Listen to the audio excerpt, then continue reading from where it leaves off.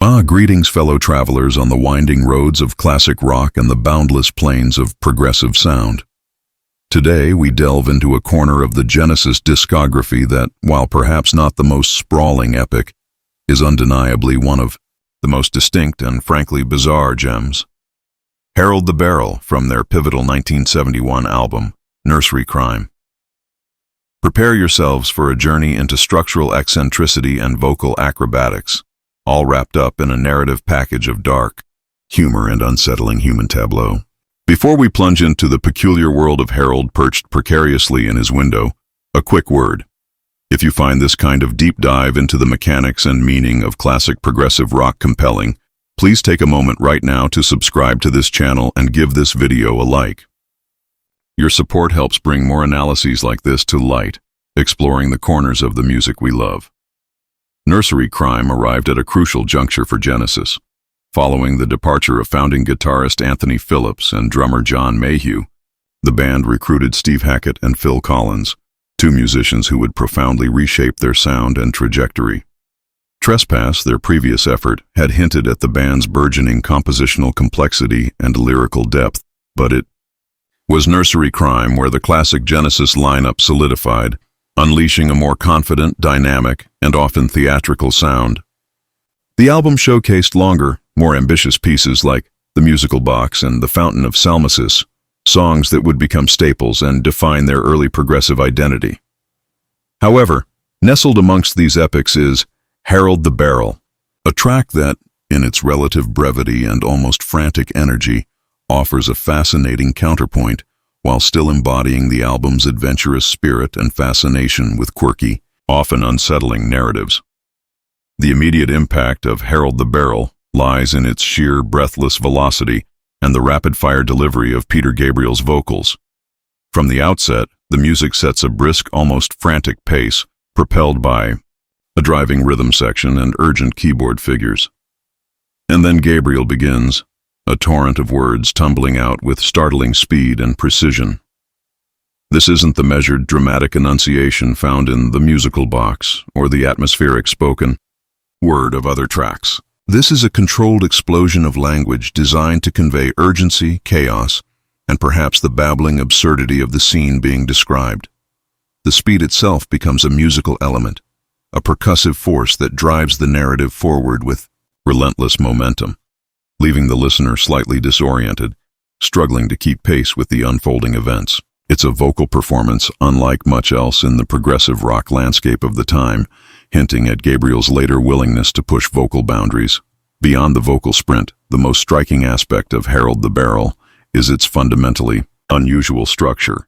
It largely eschews conventional song forms like verse-chorus or even the more complex ABA or suite-like structures common in progressive rock.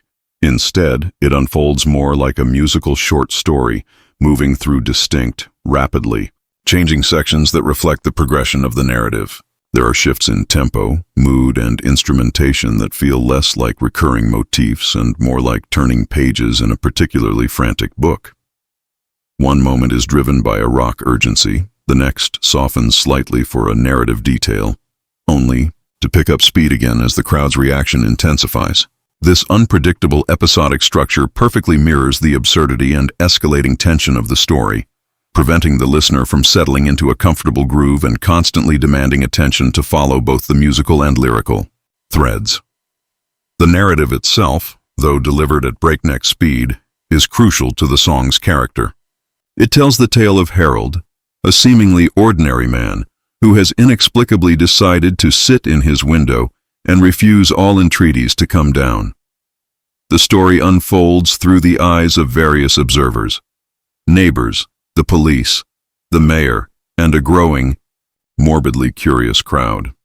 What makes the story particularly Genesis-esque is its blend of the mundane and the absurd, the tragic and the darkly humorous. The situation is potentially grim, a man threatening or contemplating self-harm, yet it's treated with a kind of detached, almost farcical tone. The reactions of the authorities and the public are portrayed with a satirical edge, highlighting their ineptitude and the way human drama becomes a spectacle. It's a classic Gabriel lyrical theme, the eccentric individual juxtaposed with the often ridiculous reactions of conventional society. The musicianship, while serving the vocal and narrative focus, is integral to the song's effectiveness. Tony. Banks's keyboards provide much of the shifting atmospheric and melodic foundation, often playing rapid figures that complement Gabriel's delivery or providing more sustained chords during moments of slight reprieve. Steve Hackett, still relatively new to the band, contributes angular, precise guitar lines that punctuate the soundscape rather than dominate it, adding texture and sharpness. Mike Rutherford's bass and bass pedals provide a solid, yet often subtly complex, underpinning, crucial for holding together the rapidly changing tempos and meters. And Phil Collins's drumming, a revelation on this album, is vital here. His ability to execute intricate fills and dynamic shifts at high speed is fundamental to the song's kinetic energy, demonstrating early on why he would become one of rock's most respected drummers. The interplay between the instruments and Gabriel's voice is key to achieving the song's unique effect. The band doesn't just play behind Gabriel, they interact with his vocal line, mirroring its urgency, providing sonic exclamation points, and shifting gears precisely as the story demands. The challenge for the listener lies precisely in this multi-layered complexity, not only keeping up with the dense lyrical information but also tracking the equally dynamic and unpredictable musical landscape. It's a test of auditory processing, demanding full engagement rather than passive listening. This inherent tension between the listener's effort to comprehend and the song's headlong rush is a significant part of its enduring fascination. It's a track that rewards repeated listens, revealing new details and nuances with each dive into its controlled chaos. Consider the lyrical details, the mundane setting, North Lane, the immediate crowd reaction, "Look, it's Harold." The arrival of officialdom, the police arrived, the mayor was there too. Each verse adds another layer to the unfolding, increasingly bizarre public spectacle. The juxtaposition of formal language, "implore you, respect the law," with the utterly informal and absurd scenario creates much of the dark humor. The song doesn't offer deep psychological insight into Harold's motivations. His refusal is a given, a stubborn, inexplicable act that serves as the catalyst for the societal reaction.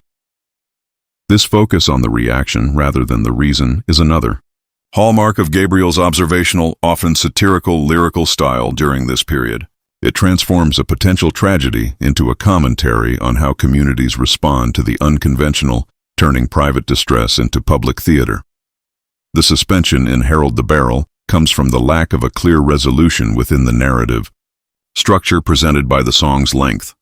We are thrust into the situation, witness the escalating attempts to resolve it, but the song ends without showing us Harold coming down or any definitive outcome to the standoff. The music simply reaches a final, perhaps slightly abrupt, cadence.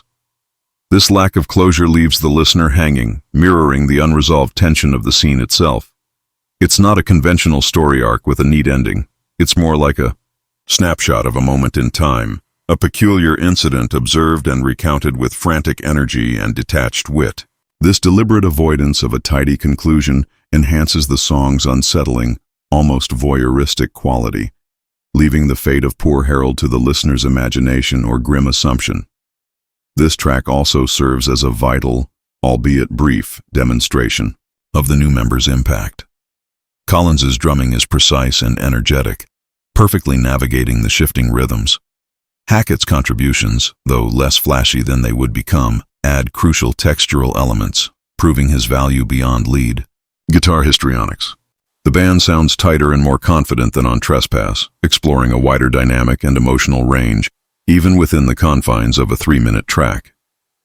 Harold the Barrel, despite its atypical nature, fits comfortably within the nursery crime landscape precisely because of the album's overall commitment to variety, strong narratives, and the exploration of human eccentricity, from the mythical Fountain of Salmacis to the monstrous Return of the Giant Hogweed to the utterly baffling Harold the Barrel.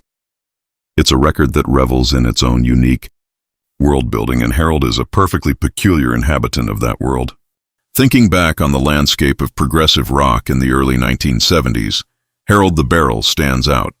While many bands were focusing on sprawling suites, instrumental virtuosity for its own sake, or cosmic fantasy themes, Genesis often grounded their narratives in relatable, if exaggerated, human scenarios, albeit filtered through a lens of English eccentricity and dark fantasy. This song is a prime example of that approach. A domestic drama escalated to public spectacle, told with musical and lyrical inventiveness. Its conciseness, while still structurally complex, also differentiates it from the era's epics. It proves that progressive ideas, complex structures, intricate musicianship, challenging narratives, could be applied effectively to shorter forms, creating miniature masterpieces that were no less ambitious in their own way than their longer counterparts. The enduring appeal of Harold the Barrel for fans of early Genesis and 70s prog lies in its sheer individuality. It's not a track you hear replicated often.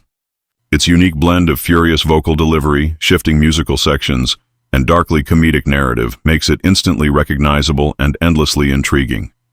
It's a testament to the band's fearless experimentalism at this stage of their career, their willingness to pursue an idea, no matter how strange, to its full conclusion. It's a song that continues to prompt smiles, head-scratching, and admiration for the sheer skill and imagination poured into such a brief yet dense piece of music. It remains a deep cut that exemplifies the creative ferment of the period and the particular genius of Genesis in crafting musical stories that linger long after the final note fades. As we conclude this exploration of Harold's strange vigil and the musical brilliance that surrounds it, I hope you've gained a deeper appreciation for this often overlooked track and what it represents in the Genesis story and the broader tapestry of progressive rock. It's a perfect example of how complexity isn't just about length, and how powerful storytelling can be embedded in the most unexpected musical forms. If you've enjoyed this journey into the peculiar world of Harold the Barrel, and you want to continue exploring the hidden depths and celebrated peaks of progressive rock and classic rock with insightful analysis and detail, please ensure you've subscribed to the channel and given this video a like. Your engagement is truly invaluable. Thank you for joining me today on this deep dive. Harold the Barrel serves as a potent reminder of Genesis's creative peak in the early 70s, showcasing their ability to blend technical prowess with theatrical narrative and a uniquely English sensibility. It's a song that encapsulates much of what makes Nursery Crime a classic album and early Genesis a band of unparalleled originality. Don't just listen to the hits, explore these fascinating, complex pieces that reveal so much about the artists and the era. For more journeys into the sounds and stories of progressive music and classic rock, be sure to subscribe to the PsychProg channel and explore the other videos available. There's always more to discover in the world of progressive sound.